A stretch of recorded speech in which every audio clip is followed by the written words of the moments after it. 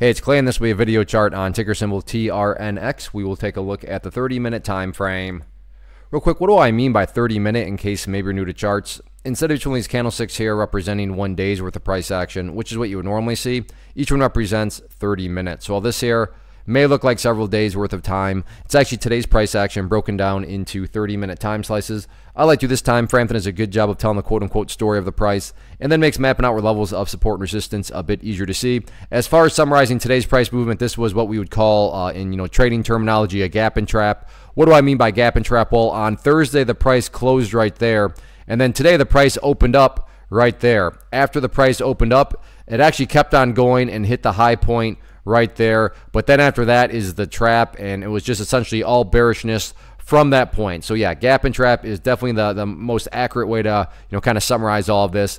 And overall though, the chart still got a little bit of an opportunity, but the level that really stands out to me going forward, and I am going to go ahead and call this a must-hold level, but that's right there at $2.10. Why is $2.10 so important? Well, hopefully, and I'm not saying this is what's going to happen, but hopefully this will do a good job of kind of illustrating the point here. But if the price were to go down to $2.10 and then just keep on falling, what would that be doing to the price? Well, from a very literal perspective, that would be putting the price right back inside of that range that it just broke out of a couple days ago. And not to insult your intelligence, but price movements that go back to where they were, not exactly a sign of true power, true strength, or anything like that. Whereas if the price, did pull back again and once again held, and I say once again held because it's already been down around this area a couple of times, but if it once again held and then started to work its way back upwards, what would you now have in this situation? Well, you'd have a set of lows right here.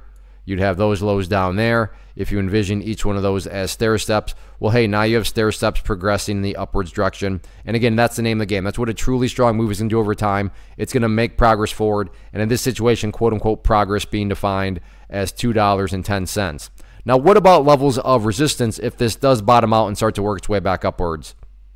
Initial area of resistance, if there is any sort of attempted move back to the upside, going to be right there at about $2.22, and then after $2.22, next key level up there at $2.35. So all in all, yeah, no doubt about it, today in and of itself, very, very rough day with a gap and trap, and we'll see if the price can try to stabilize out or if the price is just getting ready to head right back to where it started. So early next week can be pretty interesting. One of the biggest questions I get is, hey Clay, how do you find the stocks that you trade? So what I've done is put together a free resource guide where I talk about the tools that I use to locate stocks that I find interesting and think may have potential. So if that sounds like something that could add value to you as a trader, then click on the image that is up on the screen right now and I will email you the guide. The guide itself is very short and to the point, and best part, it's completely free. Thanks for watching the video. Let me know if you have any questions.